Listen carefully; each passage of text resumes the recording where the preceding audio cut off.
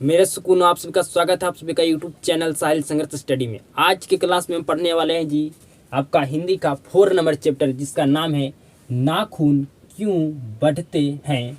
ठीक है जी। सबसे पहले मैं आपको इस चैप्टर के लेखक के बारे में बताएंगे, फिर इस चैप्टर को कहानी के पूरा अच्छे तरीका को आपको हम समझाएंगे। तो क्लास में आप शुरू से अंत तक बने रहिएगा जी। तो नाखून क्यों बढ़ते हैं, इसका लेखक कौन है जी? तो इसका लेखक है हजारी प्रसाद द्विवेदी। ठीक है जी, द्विवेदी। आपका नाखून क्यों बढ़ते हैं ये आपका क्या है जी? तो ये आपका एक ललित निबंध है। क्या जी? ललित निबंध है। और आपका इसका लेखक कौन है जी? नाखून क्यों बढ़ते हैं इस चैप्टर का आपका लेखक कौन है जी? तो इसका लेखक का नाम है जी हजारी प्रसाद द्विवेदी। ठीक है जी। आपका इस लेखक का जन्म कब हुआ है जी? तो जन्म हुआ 1907 ईस्वी को छपरा बलिया उत्तर प्रदेश में। निधन कब हुआ जी? मतलब मृत्यु तो 1979 ईस्वी में इसको दिल्ली में इस लेखक का मृत्यु हो गया था जी, जिस चैप्टर का इसने रचना किया है जी। नाखून क्यों बढ़ते हैं इस चैप्टर का आपका लेखक कौन है जी? हजारी प्रसाद द्विवेदी, जिसका मृत्यु हो गया था 1979 ईस्वी में दिल्ली में। आगे समझिएगा जी। इसका प्रमुख रचनाएं हैं। क्या जी? प्रमुख रचनाएं हैं। यहाँ से आपका बहुत ज़्यादा ऑब्जेक्टिव प्रश्न आपका पूछा जाता है जी, तो समझिएगा। अशोक के फूल, अशोक के फूल, ये आपको पूछा जाएगा कि ये किसकी रचनाएं है। ठीक है जी, ये किसकी रचना है। ठीक है, पूछा जाएगा अशोक के फूल, अशोक के फूल आपका किसका रचना है? तो हजारी प्रसाद द्विवेदी का ये रचना है जी। ठीक है जी। कल्पलता इसी का रचना है जी। विचार और वितर्क, ठीक है जी, विचार और वितर्क इसी का रचना है जी। कुटज आपका इसी का रचना है जी। विचार प्रवाह, ठीक है जी, इसी का रचना है जी। आलोक पर्व, ठीक है जी, ये इतना फेमस है जी कृति कि इस पर इसको मिला है साहित्य अकादमी पुरस्कार। ठीक है जी, क्या मिला जी? साहित्य अकादमी पुरस्कार इसको मिला है जी आलोक पर्व पर। ठीक है जी। आगे समझिएगा। बाण भट्ट की आत्मकथा, ये किसका रचना है जी? तो आपका हजारी प्रसाद द्विवेदी का रचना है जी। ठीक है जी। अनाम दास, अनाम दास का पोथा आपका इसी का रचना है जी। सुर साहित्य इसी का रचना है जी। नाथ संप्रदाय, ठीक है जी, किसकी रचना है जी? तो हजारी प्रसाद द्विवेदी के है जी। ठीक है जी। नाथ का संप्रदाय, नाथ संप्रदाय किसकी रचना है जी? तो आपका हजारी प्रसाद द्विवेदी का रचना है जी। आगे समझिएगा। हिंदी साहित्य की भूमिका इसी का रचना है जी। पृथ्वी राज रसो इसी का रचना है जी। पत्रिका का संपादक इसी का रचना है जी। विश्व भारती मतलब शांति निकेलन ये आपका हजारी प्रसाद द्विवेदी का पत्रिका है जी। ठीक है जी। आपसे पूछा जाएगा प्रश्न कि शांति निकेलन पत्रिका का प्रकाशन किसने किया था? तो किसने किया था जी? हजारी प्रसाद द्विवेदी ने। ठीक है जी। ये आपका क्या था इसका जी? हजारी प्रसाद द्विवेदी का प्रमुख रचनाएं थे। ठीक है जी। यहाँ से आपका प्रश्न पूछा जाता है सबसे ज़्यादा। इसको पुरस्कार दिया गया है जी। इसको कौन कौन रचना था इसको पुरस्कार दिया गया है, इसको अब हम देखते हैं जी। तो आलोक पर्व इसका काफ़ी ज़्यादा फेमस था इसका रचना, जिसकी वजह से इसको साहित्य अकादमी पुरस्कार से सम्मानित किया गया था जी। ठीक है जी। आगे समझिएगा। भारत सरकार द्वारा इसको पद्म भूषण द्वारा इसको सम्मानित किया गया था जी। ठीक है जी। तो आपसे एग्जाम में पूछा जाएगा कि भारत सरकार द्वारा पद्म भूषण से सम्मानित, क्या जी, सम्मानित किसको किया गया था जी? तो हजारी प्रसाद द्विवेदी द्विवेदी को, ठीक है जी, द्विवेदी को। हजारी प्रसाद द्विवेदी को भारत सरकार द्वारा क्या क्या दिया गया था जी? तो पद्म भूषण इसको भारत सरकार द्वारा दिया गया था जी। और इसको देकर क्या किया गया था जी? इसको पुरस्कार देकर सम्मानित किया गया था जी, ठीक है जी, सम्मानित किया गया था जी।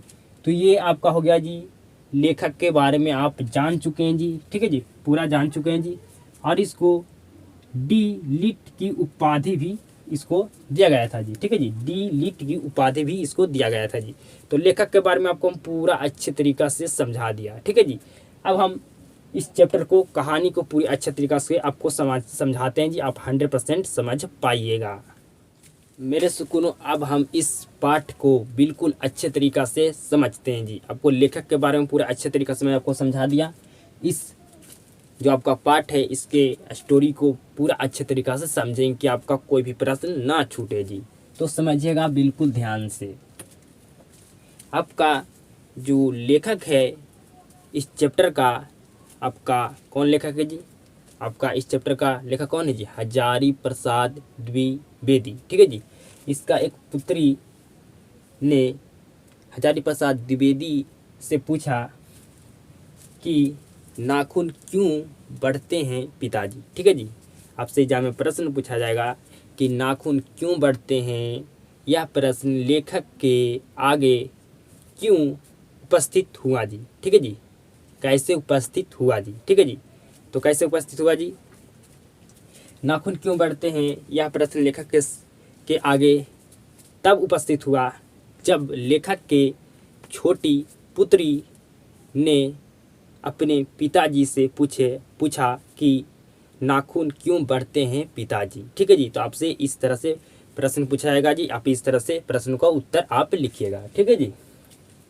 और नाखून हम लोग बार बार क्यों काटते हैं जी? तो हम लोग बार बार नाखून इसलिए काटते हैं क्योंकि हमारी पुराने यादें को क्या करना चाहते हैं जी? भुलाना चाहते हैं, ठीक है जी।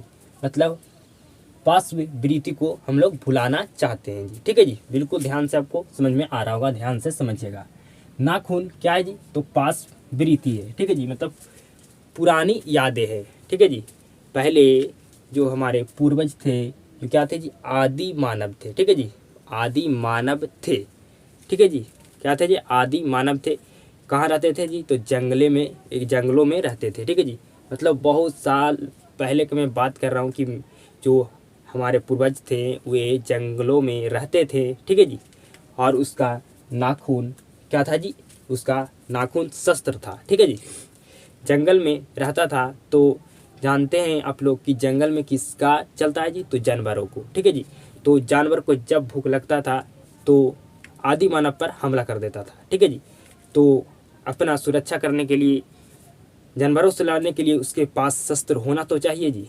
तो उस समय क्या शस्त्र था जी? आदि मानव के पास थी, तो उसका नाखून, ठीक है जी।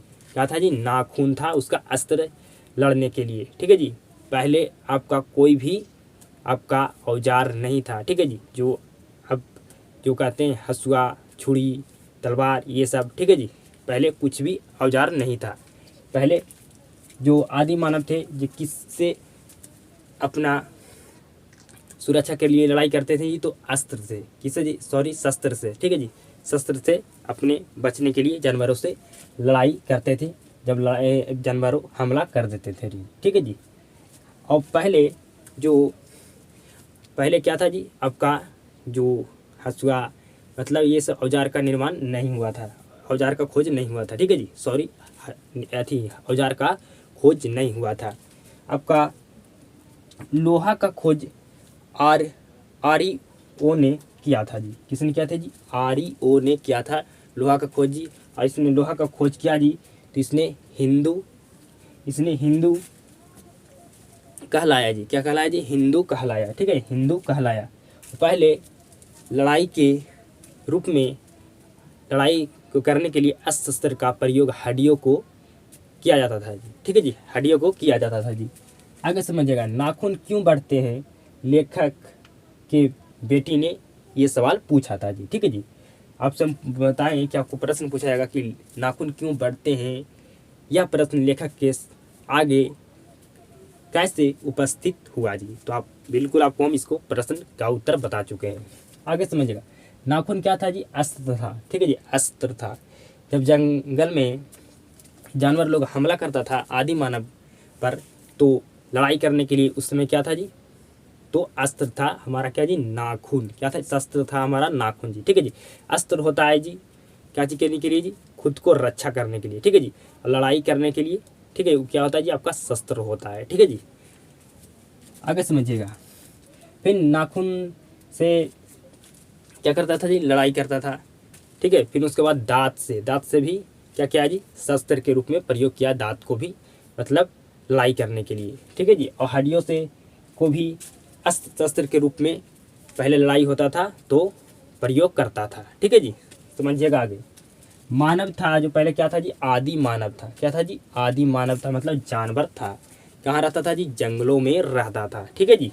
आगे समझिएगा, बेलज निर्लज बेहया किसको कहा गया जी? नाखून को कहा गया। किसको कहा गया जी? नाखून को कहा गया।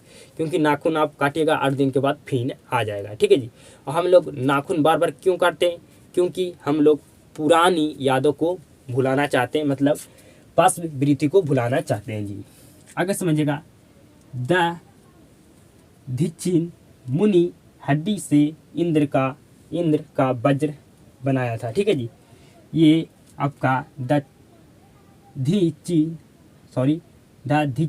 मुनि जब मर गया था तो इसको हड्डी से, जो इंद्र था, जो क्या बनाया था जी? वज्र, मतलब बॉडी का स्टील बनाया था। हड्डियों को जोड़ जोड़ कर आगे जो बॉडी का स्टील होता है उसको बना लिया था कि जब भी हमला करेगा तो हड्डी पर ही आपका पड़ेगा जी, चाकू या छुरी से कि हमला करेगा तो हड्डी पर ही पड़ेगा। ठीक है जी। आगे समझिएगा, तो आपसे प्रश्न पूछेगा, द धिचिन मुनि के हड्डी से ब्रज किसने बनाया था जी? तो इंद्र ने बनाया था। ठीक है जी। आगे समझिएगा, सब पुराने अच्छे नहीं होते, सब नए खराब नहीं होते। ये आपका किसने कहा था जी? तो कालिदास ने कहा था। ये आपका कहावत है कि सब पुराने टीचर अच्छे नहीं होते और सब नए टीचर खराब नहीं होते जी। ठीक है जी। तो सभी जो आपका सभी पुराने टीचर आपका अच्छे भी नहीं होते जी, और आपका सभी पुराने टीचर क्या आपका खराब भी नहीं होता जी। ठीक है जी, खराब भी नहीं होता जी। तो आपको हम पूरे अच्छे तरीक़ा से इस चैप्टर को समझा दें। ठीक है जी। इस चैप्टर को आपको हम अच्छे तरीक़ा से बिल्कुल आपको समझा दें। ठीक है जी। अच्छे तरीक़ा से हम समझा दें जी, बिल्कुल अच्छे तरीक़ा से आपको समझ में आ चुका होगा जी। आपसे पूछा जाएगा कि बेलज निर्लज बेहया किसको कहा गया जी? तो नाखून को। ठीक है जी। और मानव पहले क्या था जी? आदि मानव था। ठीक है जी। पहले क्या था? हमारे पूर्वजों ने बहुत साल के बाद हम बात कर रहे हैं, क्या था जी?